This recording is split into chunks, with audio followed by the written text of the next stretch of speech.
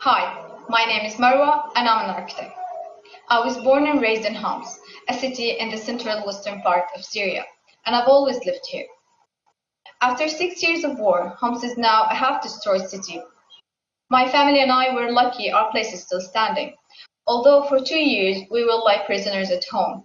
Outside there were demonstrations, then battles, then bombing, then snipers. My husband and I used to run an architecture studio in the old town main square. It's gone, as is most of the old town itself. Half of the city's other neighborhoods are now rubble. Since the ceasefire in later 2015, large parts of Homs have been more or less quiet.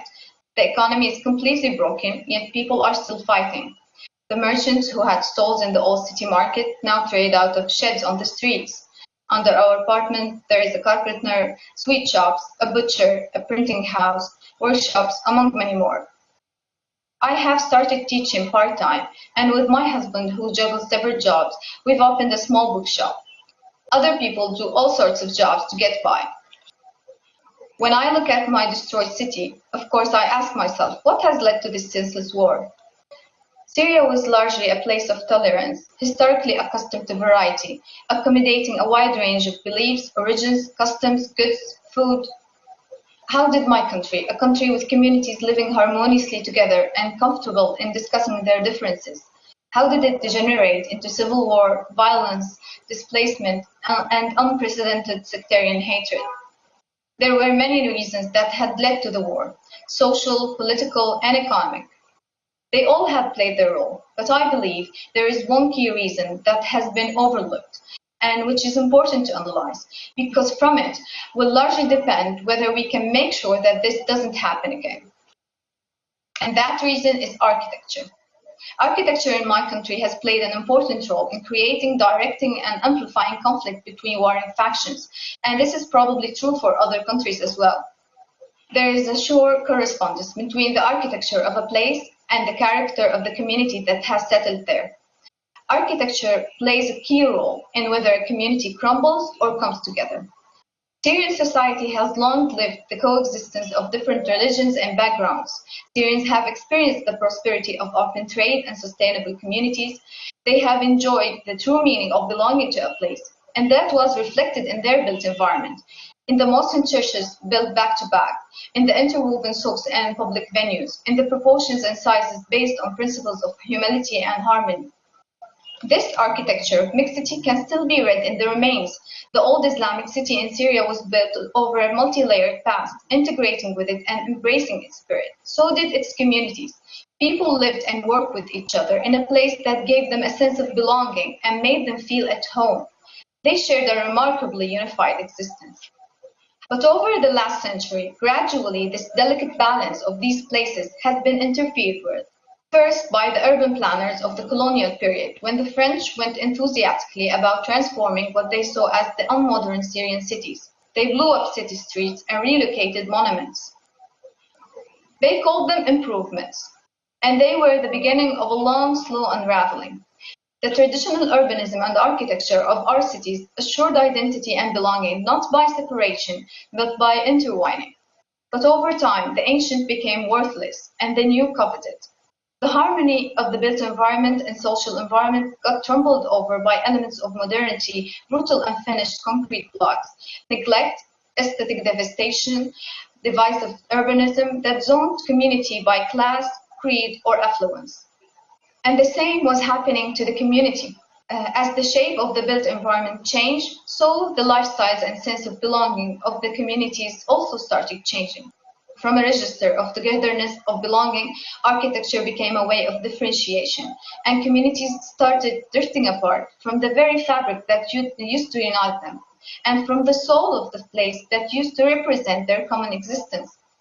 While many reasons had led to the Syrian war, we shouldn't underestimate the way which, by contributing to the loss of identity and the self-respect, urban zoning and misguided, inhumane architecture have nurtured sectarian divisions and hatred. Over time, the United City has morphed into a city center with ghettos along its circumference. And in turn, the coherent communities became distinct social groups, alienated from each other and alienated from the place. From my point of view, Losing the sense of belonging to a place and the sense of sharing it with someone else has made it a lot easier to destroy. The clear example can be seen in the informal housing system, which used to host before the war over 40% of the population. Yes, prior to the war, almost half of the Syrian population lived in slums. Peripheral areas without proper infrastructure, made of endless rows of bare block boxes containing people.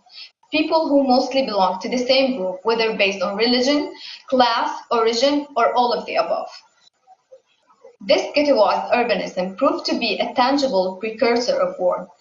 Conflict is much easier between pre-categorized areas where the others live. The ties that used to bind the city together, whether they were social through coherent binding, or economic through the trade in the souk, or religious through the coexistence presence, were all lost in the misguided and visionless modernization of the built environment. Allow me an aside. When I read about heterogeneous urbanism in other parts of the world, involving ethnic neighborhoods in British cities or around Paris or Brussels, I recognize the beginning of the kind of instability we have witnessed so disastrously here in Syria. We have severely destroyed cities, such as Homs, Aleppo, Daraa, and many others, and almost half of the population of the country is now displaced. Hopefully, the war will end, and the question that as an architect I have to ask is, how do we rebuild? What are the principles that we should adopt in order to avoid repeating the same mistakes? From my point of view, the main focus should be on creating places that make their people feel they belong. Architecture and planning need to recapture some of the traditional values that did just that, creating the conditions for coexistence and peace. Values of beauty that don't exhibit ostentation, but rather approachability and ease. Moral values that promote generosity and acceptance. Architecture that is for everyone to enjoy, not just for the elite. Just as used to be in the shadowed alleys of the old Islamic cities. Mixed designs that encourage a sense of community. There is a neighborhood here in Homs that's called Baba that has been fully destroyed. Almost 2 years ago, I introduced this design into a UN Habitat competition for rebuilding it. The idea was to create an urban fabric inspired by a tree, capable of growing and spreading organically, echoing the traditional bridge hanging over the old alleys, and incorporating apartments, private courtyards, shops, workshops, spaces for parking and playing and leisure, trees and shaded areas. It's far from perfect, obviously. I drew it during the few hours of electricity we get, and there are many possible ways to express belonging and community through architecture. But compare it with the freestanding, disconnected blocks proposed by the official project for rebuilding Baba. Architecture is not the axis around which all human life rotates, but it has the power to suggest and even direct human activity. In that sense, settlement, identity, and social integration are all the producer and product of effective urbanism. The coherent urbanism of the old Islamic city and of many old European towns, for instance, promote integration, while rows of soulless housing or tower blocks, even when they are luxurious, tend to promote isolation and otherness. Even simple things like shaded places or fruit plants or drinking water inside the city can make a difference in how people feel towards the place and whether they consider it a generous place that gives, a place that's worth keeping, contributing to, or whether they see it as an alienating place full of seeds of anger. In order for a place to give, its architecture should be giving to. Our built environment matters. The fabric of our cities is reflected in the fabric of our souls. And whether in the shape of informal concrete slums, or broken social housing, or tumbled old towns, or forests of skyscrapers, the contemporary urban archetypes that have emerged all across the Middle East have been one cause of alienation and fragmentation of our communities. We can learn from this. We can learn how to rebuild in another way, how to create an architecture that doesn't contribute only to the practical and economic aspects of people's life, but also to their social, spiritual, and psychological needs. Those needs were totally overlooked in the Syrian cities before the war. We need to create again cities that are shared by the communities that inhabit them. If we do so, people will not feel the need to seek identities opposed to the other identities all around. because they will all feel at home. Thank you for listening.